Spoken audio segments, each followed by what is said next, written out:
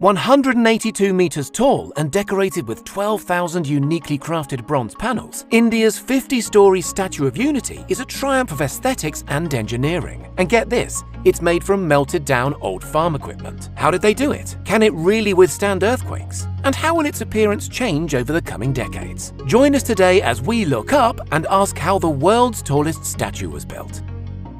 There are few more appropriate subjects for the world's tallest statue than Iron Man. No, not that Iron Man. Indian statesman and independence activist Vallabhbhai Patel is nicknamed the Iron Man of India for his incredible nation-building work, uniting all 562 independent princely states on the subcontinent after the British abruptly peaced out in the 1940s. The statue was commissioned to celebrate Patel's monumental achievement, and to underline the fact it's for all Indians, farmers from all across the nation Patel helped create sent in their old unused scrap iron. Some 100 million farmers are said to have participated, yielding 129 tons of scrap iron, which today, melted down, forms the foundation of the statue. The statue itself stands at 182 meters tall, and that's no accident. 182 was chosen because that's the number of seats on the Gujarati legislature. It's constructed on a river island near where Patel grew up, facing the mighty Narmada Dam. That dam, like so much else in modern India, was also partly his idea. Celebrated Indian sculptor Ram V. Sutar, distinguished winner of the Padma Bhushan Award for service to his country, was chosen to lead the design team.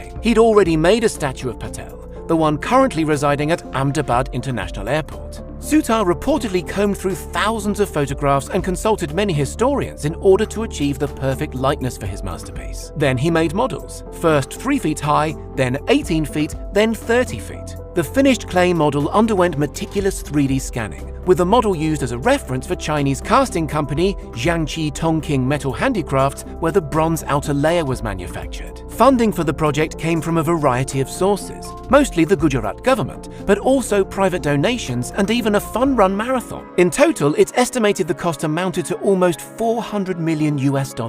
New York firm Michael Graves Architecture and Design was hired to oversee the project, along with the Singapore-based Mainhardi Group and Indian infrastructure giant Larsen & Toubro. Some 4,076 laborers worked alongside 250 engineers for 57 months on the project. Work began in earnest when Narendra Modi, then Premier of Gujarat, now Prime Minister, laid the foundation on the 31st of October 2013, what would have been Patel's 138th birthday. The hillock on which the statue stands was flattened, from 70 meters to just 55 meters, in order that the foundations could be laid. Of the many thorny engineering problems that had to be overcome, the most striking related to the statue's so-called slenderness ratio. What that basically means is that tall structures should ideally be more slender at the top than at the bottom. Seems obvious, right? Ram V. Sutar's sculpture of Vallabhbhai Patel, however, is clearly narrower at the base. Moreover, the statue's thrusting progressive stance meant those dainty sandaled feet are some 6.5 meters apart. Engineers decided the best way to solve this problem was to create 2 separate concrete cores, the same kind of core you'll have seen 100 times on skyscraper construction sites. Between them, these cores incorporate around 210,000 cubic meters of cement and concrete,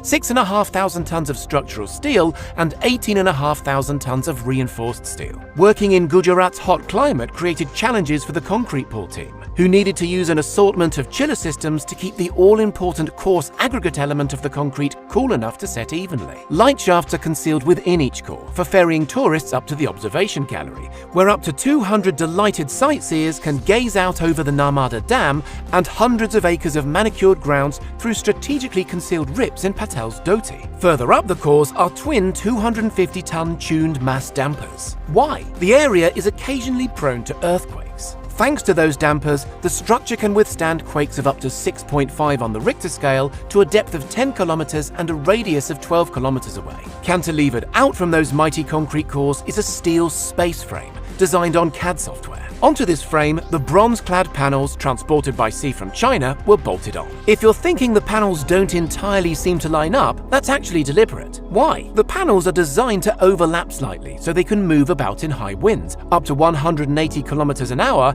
and prevent the transmission of stress throughout the structure. The skin alone, by the way, weighs over 2,000 tons, and each panel is unique, requiring a clever tagging and numbering system to avoid confusion and delay on site. The building phase took 33 months. by which point the statue was visible from 7 kilometers away. It wasn't just the statue that was built, by the way. The Mammoth Project, which is 200 kilometers away from the nearest major city in a densely forested rural area, necessitated the building of a 4-lane approach road, a food court, and a 52-room 3-star hotel. There's also a museum featuring 2,000 photographs and 40,000 documents. Within 11 days of the unveiling, on what would have been Patel's 143rd birthday, some 128,000 tourists had visited the site, more than the Statue of Liberty managed in the same time frame. The total number of visitors currently stands at around 6 million.